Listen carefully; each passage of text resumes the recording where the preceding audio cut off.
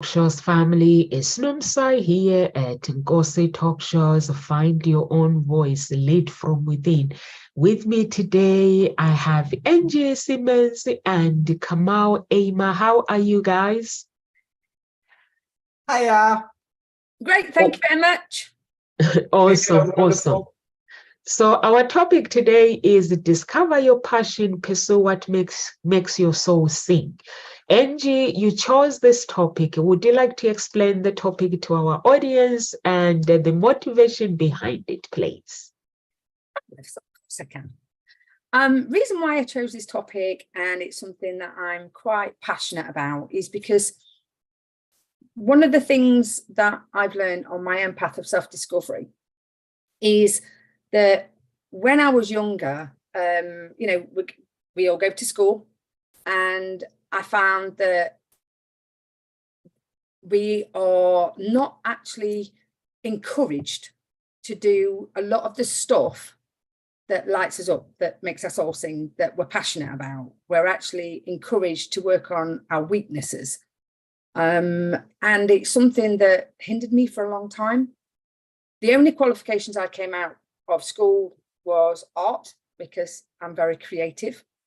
When it comes to anything else, like computers for that matter, I've already shared before that I was too busy putting chalk in the teacher's coffee so I could get thrown out because I felt stupid. I never followed anything to do with like maths because I wasn't very good at it. It wasn't actually until I was 32 and I went to university that it actually came out that I got a form of dyslexia. But when I was at school, I was made to feel stupid because I didn't understand. And I found that a lot of times when I was reaching out for help, and this is no judgment on teachers whatsoever, because they do an incredible job and they're very highly stressed. Like at the moment, I know there's a lot of teachers that do struggle with their mental health because of all the pressure that's put on them. And they're only following a curriculum that they're given and they only have a certain amount of time. It was probably worse when we was at school. So I just found that it stopped me doing a lot of things when I was younger and into my adulthood. And it wasn't until I actually, like we're taught to get in line, to dress like everybody else, to conform, which then starts with the compare-itis thing. And then we think we need to be like everybody else, instead of doing what makes your soul sing, what lights you up.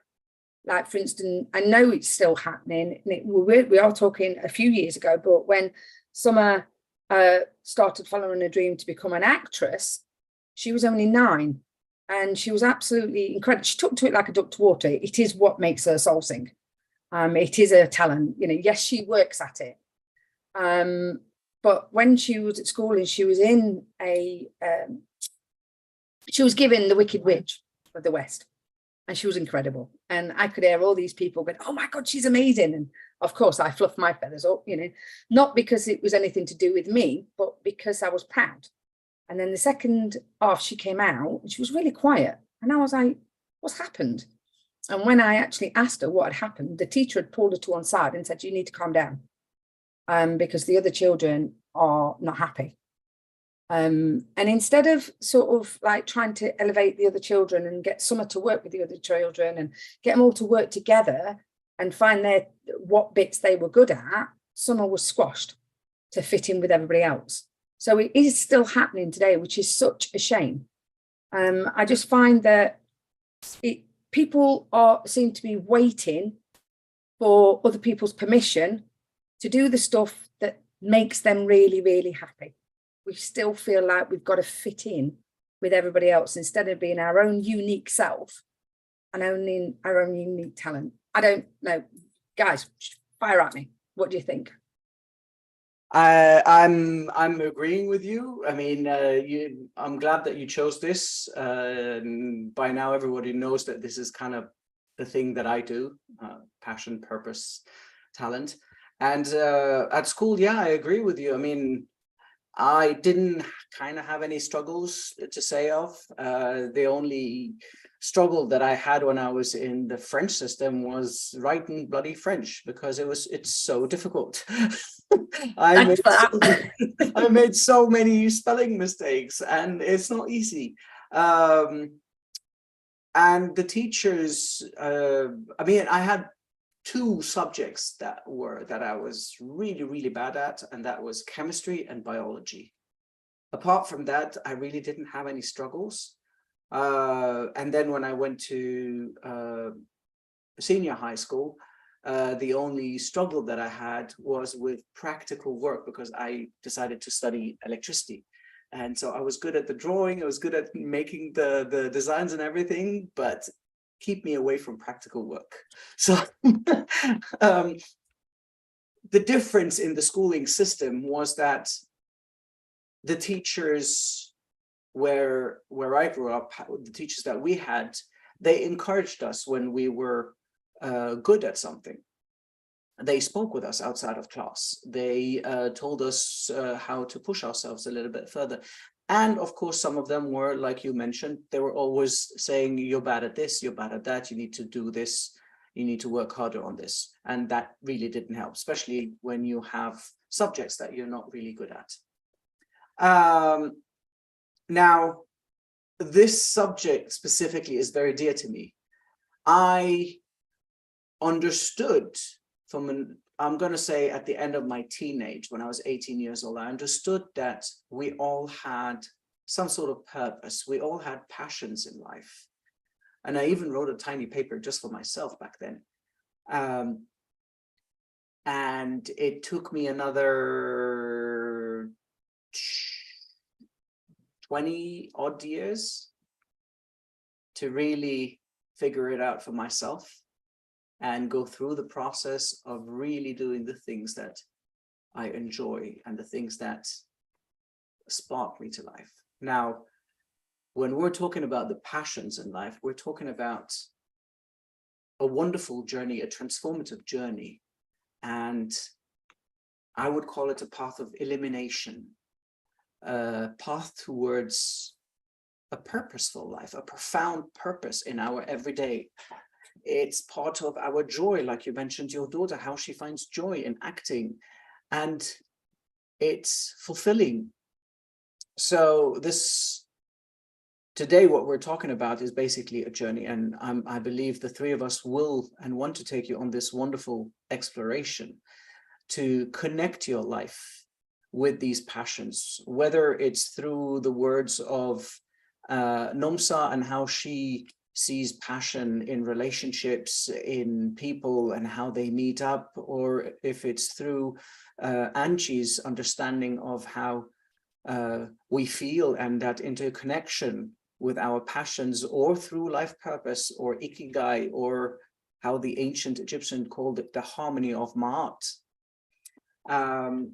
So these are the three things that I would love to talk about, specifically ikigai, life purpose, and harmony of Ma'at. And I mean, understanding those passions and going through them goes against all social conventions. It goes against the whole conformity to society and to your parents. It's a very hard pill to swallow. And if you do it, I promise you, you'd be living a life without regrets, a life without a single worry in your life. I mean, that's me. I don't know. Nomsa, help me out a bit. Help us out. And you're muted as always. I'm muted. Yeah, I agree with you guys. I think at school, when it comes to school, in order for you to find really a teacher that can actually guide you through, they are there, but they are hard to find. I don't want to lie to you. They are really, really hard to find teachers like that.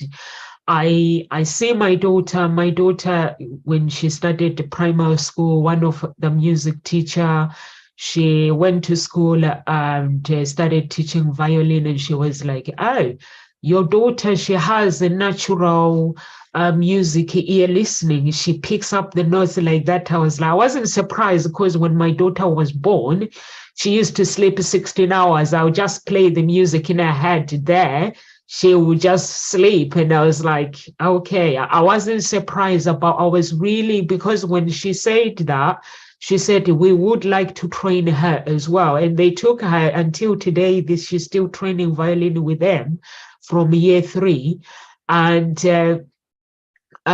with the dance, what she does with the acting as well, when we moved where we used to live in Essex, one of the teachers, because she started dancing when she was 3, she came to me and said, Nomsa, I understand you are moving. She was turning 5 when we were moving, but please, whatever you do, make sure Hope continues to do what she's doing, because this girl, she is really, really good. So I took that and I continued, and I'm glad where we went, the teachers liked her and they are motivating her. But it's because the primary school, that teacher entered there and saw something, and if she hadn't entered the school, she wouldn't have been where she is today, Hope. And the teachers, it's really, really hard for the teachers to actually pick on the talent. Mostly teachers are always the one to bring you down. They bring children down.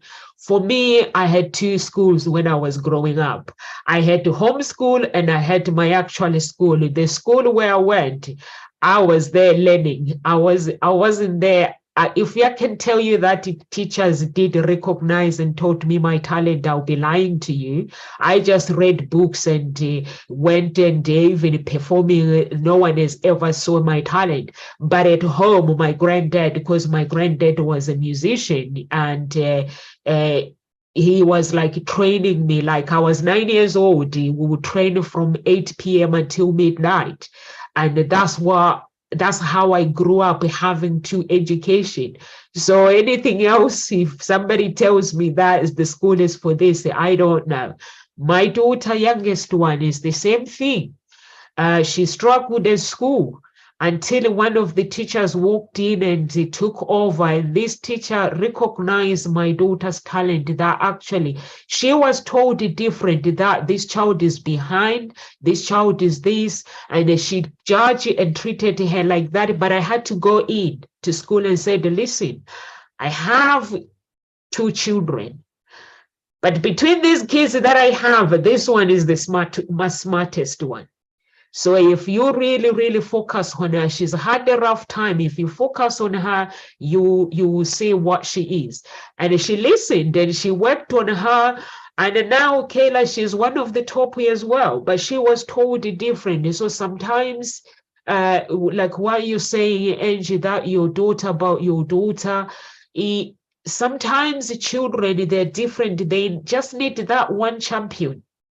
And that champion can be a mother, or it can be a teacher that recognizes a child's talent. And like you've been going around helping your child because you can see something in her. So it is really, really finding a music, what makes your soul sing is tough. You just need the right people around you. And once you find the right people, you get there. But if you are not lucky, like so, there are so many people who are not lucky. They found people who crush them down, and they believe it, that they haven't got talent. Over to you, Angie. Absolutely. It's like, it is about getting, like I said, we've got all this stuff that's put on us when we're children, and we carry it with us. And it took me years for me to figure out what makes my soul sing. Yes, okay, when I'm at school and you give me, crayon, give me something to do in an art room, fine. I'm gone with the fairies and I'm loving it. But obviously we need to do other things. When I don't know, how much do we actually take from school? I remember some of the stuff that I was taught and drilled into me, you need to learn this, you need to learn that, which made me feel really stupid. Half of it I've never even used. But it weren't until, recently, I suppose, probably since my mum passed away. I've always been a lover of nature. Always. One of the reasons why I want to sell my house up and buy some land is because I love being out in nature. I can get wet, I can get cold and all that. I don't care. I just feel so at peace. And, you know, just from the stuff that my mum taught me when I was very young about us all being energy, everybody is energy, the planet is energy, and it's all backed by science. So it's not woo-woo before anybody says anything. It is, you know, we're all part of energy. And that is one of the reasons why I just connect so much better. Yes, I will take my shoes off and I'll get my feet in the mud if I have to, or, you know, be my feet in the water and just relax. And I don't know about you guys, but it's just, for me, I just feel so at home when I can hear the wind in the trees, and I can hear you know, the birds singing, and listen to the ocean doing what it's doing. It just really helps me connect to my own self. So what makes my soul sing is anything to do with creativity, anything to do with the outside, you know, being outside in nature and being part of everything that we've got, rather than stuck in four walls, and helping and supporting other people. Because when I can see somebody that's really, really struggling, and all of a sudden there's like a glint in their eye and a slight curve on the cheek, you know, in the lips, that lights me up. That's like, oh yes. And rather than focusing in on the stuff that we're no good at, like I said, you know, we're energy beings, and when we're actually struggling with something, our energy is low, and nobody wants to do anything when they're feeling really bad about themselves. So for me, it is about figuring out what it is for you. Everybody's different. No, you know, as I said, we're all unique beings, and the science behind you being born yourself is just, well, the numbers are absolutely stupid. But for some reason, instead of us actually going, yes, I'm a unique being, I want to be and do what as long as you're not hurting anybody else, I don't understand why we have to pigeonhole people. And that's what I wanted to just get across to the viewers, is that, you know, as long as you're not hurting somebody else, I don't understand why you can't own your talent. And yeah, there is things that we're not so good at, and we do need to work at some stuff. I'm not saying if you're no good at it, forget it, because there is things in life that we need to learn.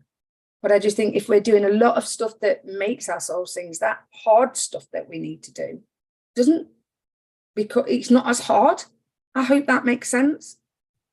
Over to you, Kamal. What do you think? I think you do make sense, and you're talking about, you know, being in nature for you, and or for your daughter acting, or for your daughter's Nomsa also acting and practicing music, and these are things that are pushing them where they enjoy their life, and I think this is more about embracing your. I think it's embracing your nature, embracing what you believe about yourself, your self-belief, right? And nurturing that self-belief. And to nurture that self-belief, you have to overcome the fears that have been drilled into you by society, by your parents, by mentors, by teachers, by everyone around you. I think I'm as much as I'm a people's person, because not because I'm a coach, but I love talking and I love educating people, and I'm a karate instructor, and I enjoy doing this so much. This fills me up. I get lost when I'm in training.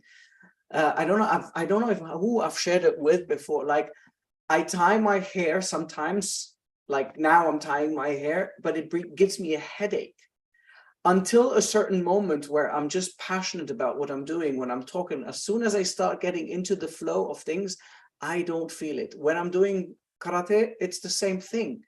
I have to tie my hair, but I don't feel it. I have zero knowledge about what's happening around me. I'm in my zone, and that's also part of the flow, the zone, something that is your passion. That's the way to know that you are on a path of purpose, on a path of something that you are passionate about. And realizing that you're in that zone is one of the key features to continuing your life. Why would you, I mean, let's put it in the most unconventional way.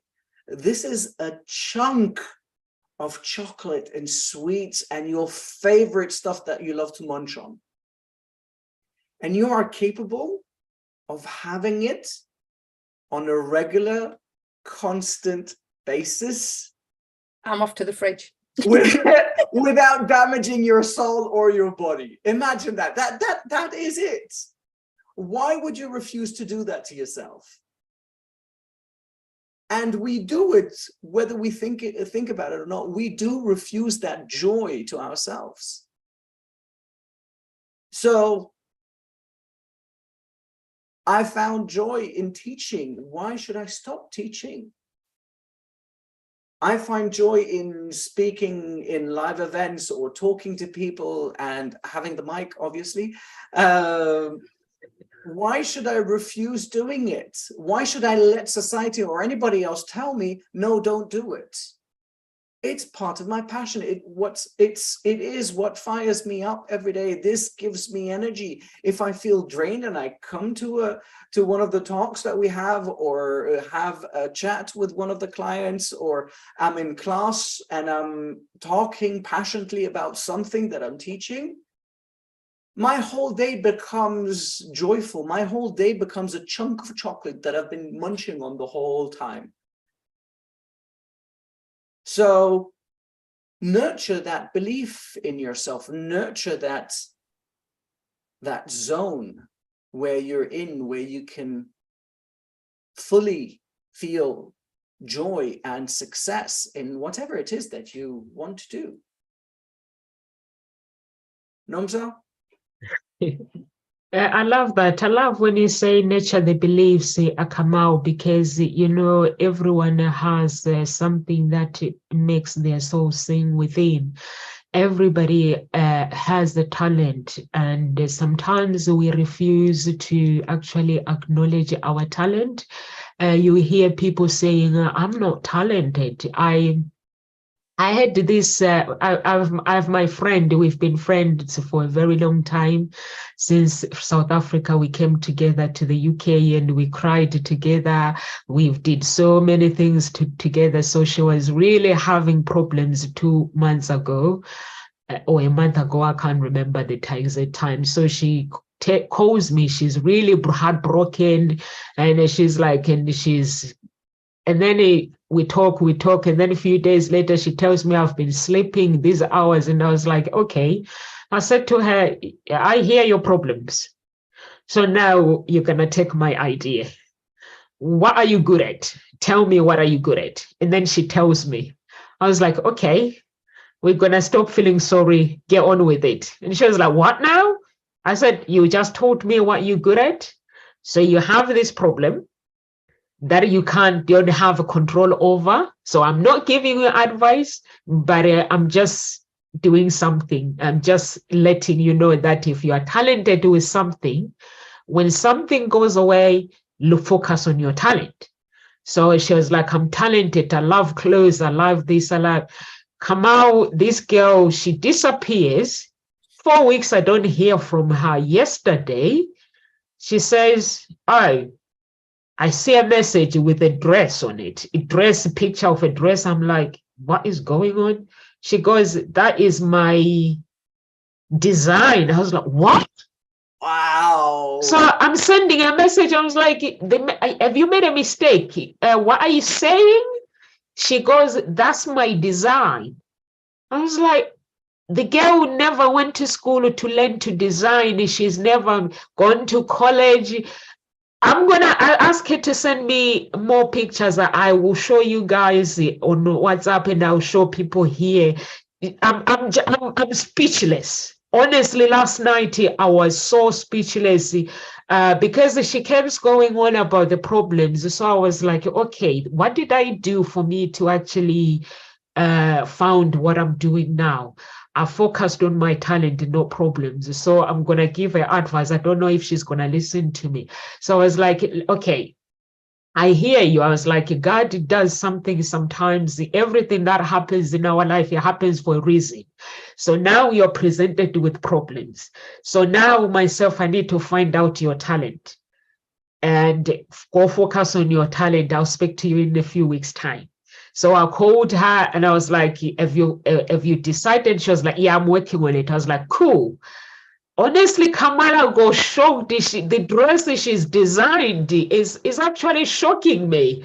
I was like, I'm never ever going to take anyone for granted. For what I've seen, for what I've witnessed with her, I will never ever envy. You know, these professional, I mean, like the real, like professional designers that design glamorous dresses. So that's why I had to send a message again and said, can you come again? Did you actually design this dress? And she was like, yes, I did. I was like, oh my God. I was like, can you go back to where you were problems? Would you say anything? She goes, no. That's incredible. You see, that's the thing, right? Once you get into that zone, that feeling of like, well, why don't you come back to who you were before? No, hell no. That's not going to happen. Oh, That would be selfish. There's no way. So she kept saying, I think I was like, no, I gave you the advice, but you could have easily refused to take that advice. You have to give yourself credit and just for what you've done. Come out, this girl shocked me. Honestly shocked me. I was like, what? She was, yes, no, says my design from the scratch. I bought material, I went and bought everything, the material, everything, the machine, everything. And I just decided to design everything from the scratch. And when I lived with her, she loves clothes. Really, really loves to dress. She loves clothes. So over to you, Angie. that's incredible. That is, yeah, I can imagine you're blown away knowing her all them years and not actually realizing that she's a designer without realizing herself. Just incredible. And it just goes to show that when you do, like Kamal mentioned, getting in flow, getting in that zone, when you're happy, you know, I mentioned about us being energy beings. You either got one or you've got the bottom, or you can be in the middle. And, you know, everything does drain our energy. And if you're not feeling like your friend Nonsa, that's not feeling like she's got any talent, she's got no worth, no value, then who wants to take action? I don't know about you, but I don't. The time when I felt like that, I just want to go in my little cubby hole and hide. Thank you very much. So it is all about figuring out what you're passionate about. Yeah, I love clothes. I have tried that seamstress stuff. Not for me. My mom was an incredible seamstress. My auntie's incredible seamstress. Me, I'll sew through my freaking finger. No chance. So I learned from a very early age that wasn't for me. But then I remember when I was a kid and I used to make out that I was like something like Delia Smith and pretend to talk to the TV as if I was on the TV. My mum was also an incredible cake maker when I was growing up. And she tried to teach me that too. That didn't go so well, although I did eventually pick that up. And I loved it because when I learned sugarcraft and things like that, it was creating the flowers. It was spending time doing something creative, getting rid of the noise that was out there. Like you were saying, Kamal, when you're doing your training, when you're doing something that intricate, none of this stuff out here matters. You're in that zone. You're in your energy field. You're creative. And I want lots of chocolate now. Thank you very much, Kamal. But what a great analogy. I loved how you put that across. But yeah, for me, the designing of stuff like that, it's not for me. But that doesn't mean that it can't be for somebody else. So I honestly, when you brought that, I've got to bring that back up, the chocolate analogy. Wow, who does not love chocolate? I don't eat chocolate because I know it goes in there and it ends up down here somewhere. And I'm like, I don't want that. I'm at that age now where everything that I eat goes to my hips. My mum always had big hips. So it's maybe a genetic thing, I don't know. But what a great analogy. Why do I not eat chocolate? Because it goes to my hips, because it makes me feel like crap. Years ago, that would have been, oh, if I put weight on, what people are going to think? Because I was too busy worried about what other people think instead of what makes me happy. Do what makes me happy. Now, yes, it is about how it makes me feel. If I start putting on quite a lot of weight, That don't make me feel great. I've learned that from experience, not from somebody else telling me. But yeah, over to you. Come on. No, I mean, I can tell you, just simply, you can eat chocolate, just eat over 75% cocoa, then you won't get fat. I must admit, I do eat more dark chocolate now. Yeah, that's the key. My son, he absolutely despises that milk chocolate, and if he gets it in a bucket of sweets or something like that, and he comes to me, Dad, can I swap this with the dark chocolate that you have? Because I always have a stash of dark chocolate, whether it's for cooking or for just munching. Yeah, give it to your sister, and I give him the dark chocolate. And so yeah, dark chocolate. Yeah, I don't know. It's this is what we're talking about here now is leading us to that next point that I wanted to discuss, which is the joy of that journey itself. Right? You are, and that's what you were talking about now, where you were saying, I used to think about people. I used to think about how they would think about me, but now I don't care. I do what fills me. I do what makes me feel good about myself, whatever it is, as long as it's in the healthy, good, behavioral manner. But enjoy that journey. We live in this life that is so that we feel it's stressful. It doesn't have to be stressful, right? You are in the midst of your passion. You are driving through a field of chocolate flowers. You're in Willy Wonka land, right? God, I'm in heaven. You're in the pursuit of your passion. Remember the movie Pursuit of Happiness? Forget about happiness. You are in the pursuit of your passions.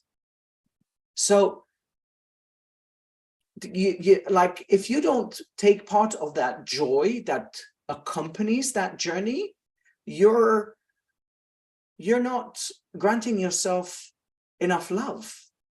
Each step you take towards that purpose in your life, each moment that you spend taking part in anything that you're passionate about, something that pushes you to that that enhances that dopamine, that feeling of excitement, that feeling of joy. Every moment that goes through, cherish it. It's something to be, chocolate analogy, savored, something to be, it's a delicacy in your life.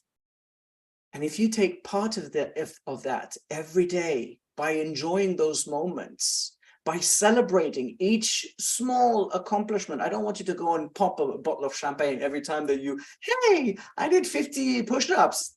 That's not what I'm talking about. I'm talking about the small moments, small steps that bring you closer to that purpose of yours.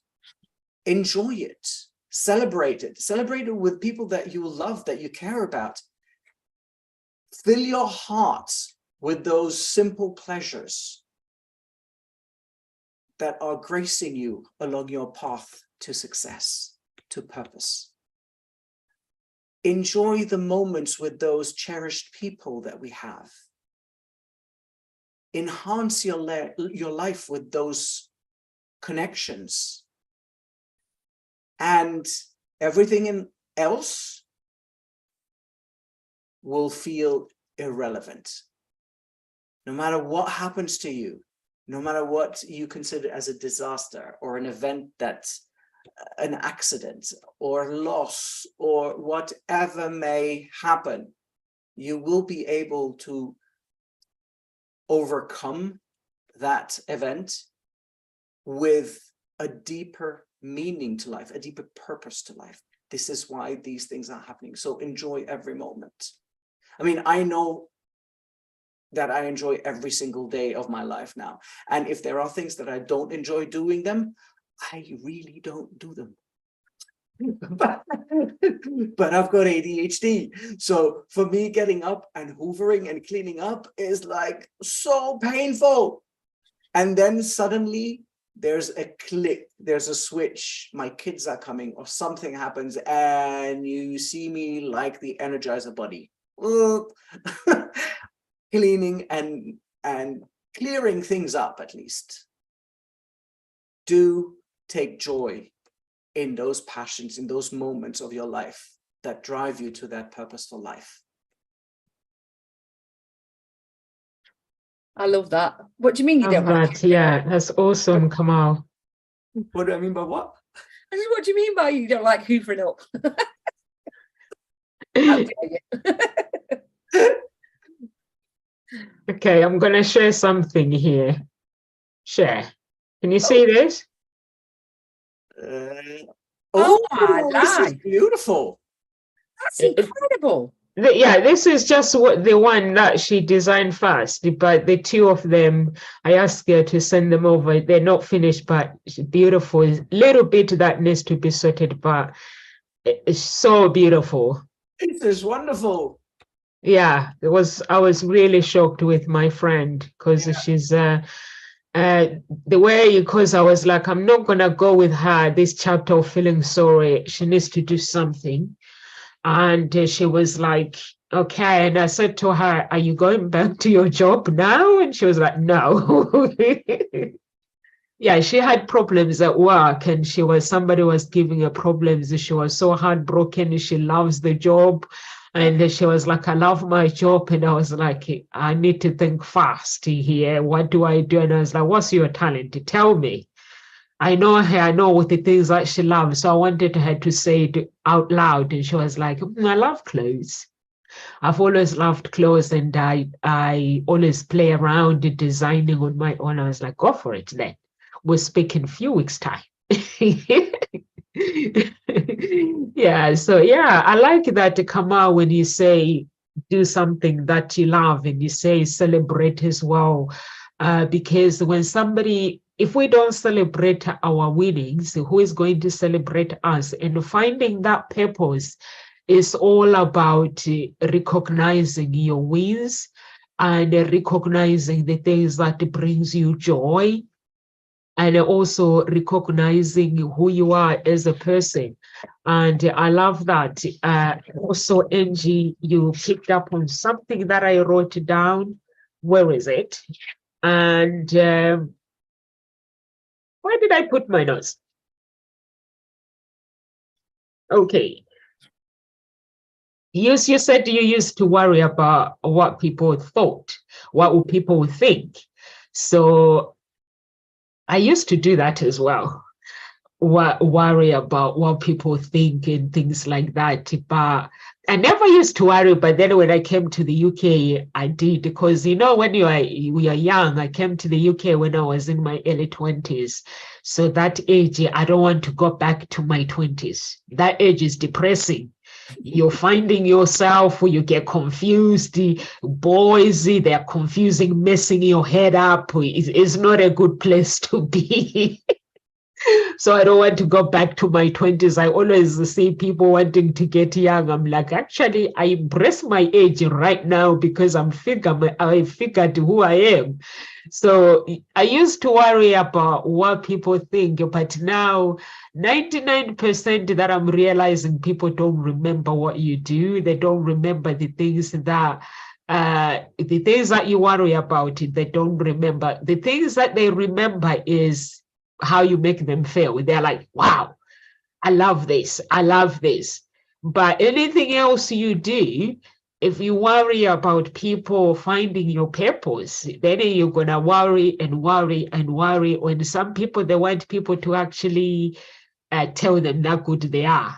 And if you don't comment on their things, they feel offended. They feel that they are not good enough. So when I'm doing this confidence challenge, I'm actually realizing that actually I shouldn't worry about what people think. If I go and buy a dress and go out, if nobody says, Nomsa, you look good, what matters to me is what matters that I'm doing. As long I'm doing good by people, as long I love people, as long I do what's right for people, but at the same time, what is right for me and what is right for them at the same time is saving them. I think that's fine. But when it comes to talent, I did an event one day with Des, And we did an event, and then I go outside. Somebody else comes to me and say, Nomsa, when you are talking, don't talk about God. And I was like, why? And it was like, I was like, listen, this is the kind of speaker that I want to become. Those are my values and my beliefs. While we are busy arguing, I'm outside taking fresh air outside the door. Inside the hall, the actually venue, people are actually crying. So I hear people crying and somebody says, Nomsa, come back. And I was like, why are they crying? And this guy is bursting into tears and somebody else is bursting into tears. Apparently we touch something, we touch them. They didn't realize they're still carrying baggage. And I was like, look, this is what being genuine and being unique does. When you speak from the heart, and we were talking about being authentic, how it can help you to actually build the life that you want, like this topic that Angie has chosen, finding what makes your soul sing. Finding what makes your soul sing, it means you are unique. You're going to have to dance that music yourself before you go to the grave. You're going to have to dance. You're going to have to dance your dance. And then when you die, you leave people behind. When they come to your grave, your funeral, what are they going to say about you? Did you dance your song, or is it going to be regret? You can't live a life based on what people think, what people will say, and you just have to find that purpose. Come on, you are the man who deals with purpose. Yeah, and I tell you, don't find it, because it's not a lost key. You uncover your purpose. Discover your purpose. Honestly, yeah. This girl, she was like, and I said to her, this is what people want, to go inside. People are, and honestly, this guy was in tears, and he was like, I think it was the breaking the chains part. Mm-hmm. Where we say, when you do this, you deprive yourself life. This is what you're chained to. Become a follower. You become, you blame other people. There are some people who don't sing their song because they're still blaming those who were not there for them. They're still blaming people who rejected them. So for me, everything the pain that we go through, I don't know about you guys. For me, I think the pain, when I go through pain, everything that I go through, it teaches me a lesson, and that it helps me to discover more about myself. And when I took this challenge, I was in a different place. But now I'm in a different place where sometimes I go to places and people will judge me, and I'm like, I'm loving this, but how do I... So I'm like, I'm loving this. So how do I respond here? I'm just going to respond with joy. So I just love it but before, I'll be offended. I'll feel it in my heart that why this person pulling me down. But now I'm just taking Kamal's idea, celebrate the joy. It's awesome. Over to you, Angie. Love it. So going back to the hoovering, this made me really chuckle, because, and I hope this lands with somebody who's watching this. Now, I was growing up, my mum, bless her, miss her, bless her, she wasn't the tidiest of people, and I used to feel very embarrassed when I was younger. And that was probably because of the comments that were made by my friends and stuff like. So I used to spend a long time cleaning the house up, which then brought, I hate hoovering, but I know I need to clean. I know I need the house clean, because it makes me feel, my inner child, my younger self. And so guess what I did, guys? I got a robot hoover. Why am I wasting hours and hours of my time hoovering up? I've got Doris. She does it for me. She's even got a name. And I'll go, come on, Doris, get busy. and I'll be doing something that lights me up, and she'll be doing something that doesn't light me up. But it does light me up in a way because it's clean. You know, my house is clean. I don't like being in dirt. It's just something I'm not saying. She kept talking about Doris last week, and I was like, who is Doris? Doris is my Hoover. I love her. And guess what? This was the interesting thing. I was told that I was lazy for getting Doris. And I sat there and I just started laughing. And the person that's, oh, why are you laughing? I went, that's so interesting that you would think me not spending hours hoovering up is lazy. And I was like, right. And this was a self-employed person as well. So I says, right, I just want to flip it on the head. So you can spend 2 hours of your quality time, your time that you could be doing X, Y, and Z on your business or helping somebody else do X, Y, and Z, and you could be earning money and helping that person. You'd rather spend 2 hours hoovering up. And she was like, huh? I went, how much is your time worth? We have all got the same amount of time. We're all going to end up in the end, the same place in the end anyway.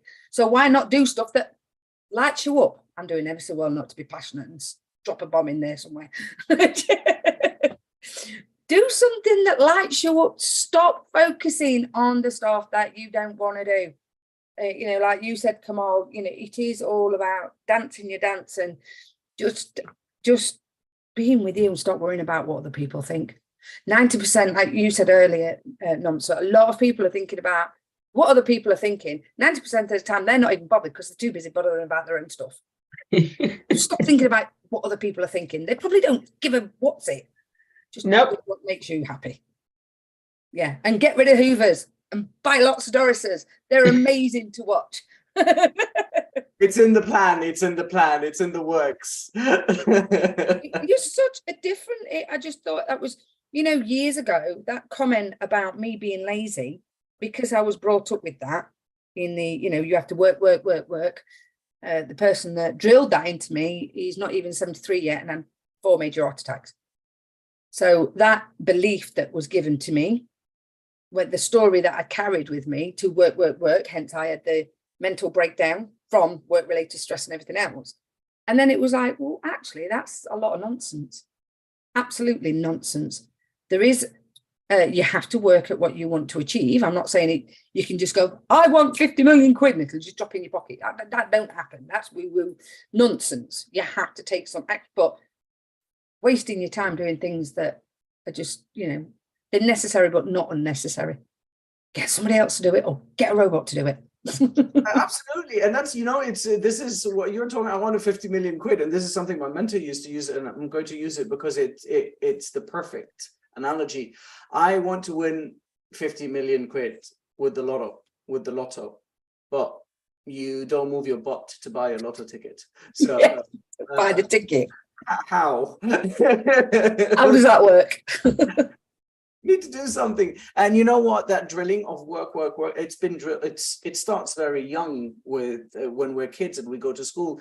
You're taught to, the more you work, the harder you work, you'll be able to save up for your pension, and then you can live and have fun. Okay, but wait, at the age of 65, 67, 70, then I start having fun. Yeah, I'm about dead then. About the fact that yes, our life expectancy has grown and it's gone up to 90 and 100 and all of that. That doesn't matter. Why do I have to wait? Why do I have to work and be miserable for the majority of my healthy life, from my 20s up to my 60s? Work hard, not enjoy myself, and then because I'm doing stuff for other people, because I'm making money for other people, I'm working for others, because I'm doing something that I'm not passionate about, that I'm not enjoying. And then, so that at the end of the day, when I'm retiring, I have a safety account that every month I'll have some money, and then I can sit on my butt or start enjoying life when I'm almost dead. What's the point? What a waste of life. And with that, because we're soon coming in, I want to leave everybody with a quote from Mark Twain. And like, he was amazing. Some of the books that he wrote, they really gave me a lot of insight and inspiration when I was growing up. 20 years from now, You will be more disappointed by the things that you didn't do than by the ones you did do. So throw off the bowlines, sail away from the safe harbor, catch the trade winds in your sails, explore, dream, and discover. Your passions, your life, whatever you want to make out of this quote. I loved that. I love that, Kamau. I love that. I think that is awesome. And exploring your dreams and discovering your dreams. And everything requires, there are some people that give up. You have to nurture your dreams as well. You have to nurture your purpose. You can't say, oh, I love this and give up. When I was doing my personal development, the first thing that I had to do, it was finishing every task. I needed to actually work on me finishing task, not starting task and leaving them without completing them. So those are the things that I had to work on. Even now, when I'm working on my confidence challenge, I make sure that every little thing that I said I would do, I make sure that I complete it. And nurture your talent. I always say to my children, when you start something, you don't get to decide that you're going to just get out whenever you want just because your friends are not doing it. And my daughter goes, but mommy, I'm like, you don't do things because of your friends. You have to understand that when it comes to choosing your destiny, your friends are not going to be there. The friends that you're with now, they might not be there when you're 20 or when you're 18 or when you're 20 something. So you might as well follow your dreams. If your friend is a true friend, when you finish doing your activities, you'll find a way to go and visit each other, or they can come to my house, or you can go to their house. Friendship will continue. And some people don't understand and come to you, Angie, where you say you were told you are lazy. People, they always have something to say. People will tell you that you're lazy. When I was going through separation with my ex, we lived in a big mansion that spend, like if I was to clean it, I spend 4 hours cleaning. And I was like, I don't need this big house. When we were separating, when we moved, I just got a 2-bedroom apartment with my daughter, and my friends came. She was like, I'm confused. I was like, what are you confused about? And she was like, why would you move to this lifestyle and to this? I was like, this lifestyle is perfect for me.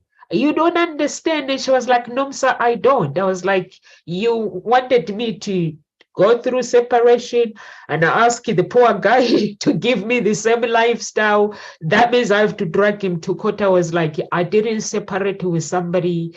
We separated because of problems. The guy is going through tough times. I'm going through tough times.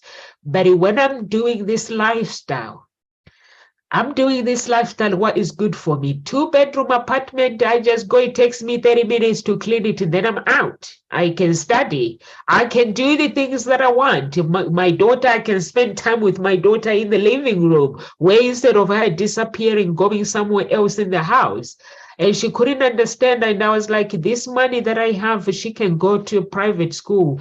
That's my decision. So I understood the journey that I wanted. I understood the path that I wanted. I wanted to start a business and I wanted to go to uni. The material, it didn't matter to me, but some people couldn't understand it. So that's why people say you are lazy. Can you imagine that 2 hours Doris is doing the work for you and you are actually ghost and talk shows? Everybody's happy. I can't do that though. She's a little bit noisy because for some reason she keeps banging into things. So I can't do something like this one. Do it, but no, yeah, I absolutely love the fact that I got her. She's awesome, and like she allows me to do things that I do want to do. I know you have to pick your daughter ages nearly 2. It's 1 minute to 2. Words of encouragement before you go, and tell our audience what you do so they can find where they can find you, please. I'm going to just pull in a little bit what Kamal said a minute ago, because that really resonated. That story that we're sold to go to school, to get a good education, so you can get a good job, so you work your butt off and pay for things that you never actually see, is the biggest lie I've ever heard. You know, I don't know where it comes from. I do know where it comes from, but it's such, it kills people so much because they're so stressing about being, when you was just saying a minute ago, Nonso, as well, it's been with the Joneses, as what we say round here. You know, well, if she's got a big house, so I've got to have one. She's got a nice car, so I've got to have one. Why? Why not enjoy it? We've all got the same amount of time. We're all going to end up in the same place. So again, do what makes your soul sing. Stop worrying about anybody else. But yeah, that scenario is the biggest lie that I've ever heard in my life. Now I would rather only work so many hours to pay for the stuff that I need, not that the stuff that I have. You know, I don't want a big fancy house. I don't want a big fancy car. Hence, I got rid of the brand new Mini and I got rid of the camper van. And now I've got an old 18-year-old Berlingo called Olive. I don't know what it is with me and old ladies' names, but never mind. But I don't have all that money that I've got to pay out. It was costing me about 450 quid a month for 2 vehicles. Now it costs me 100. Now let me think. What can I do with that other £300? Go venturing. Make my soul sing. Buy myself a laptop so I can go and venture and still do my coaching. Now let me think. So do what makes your soul sing and stop worrying about what other people think. So if you want to connect with me, you can find me on LinkedIn and on Facebook as Angie Simmons under Growth Development Foundation. So going back to, I'm a personal development and mental wellness mentor.